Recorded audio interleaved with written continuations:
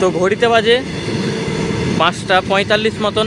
আর এদিকে proper green signal আছে, কারণ ওই পাশ থেকে WP7 এগিয়ে আসছে ট্রেন নাম্বার 12,841, হাওড়া থেকে Chennai central Coromandel superfast express. Chennai যাবার করমণ্ডল সুপারফাস্ট এক্সপ্রেস। দেখা যাক ফ্ল্যাট 130 মারে কিনা। Coromandel superfast, legendary Tiranga WP7, Coromandel superfast.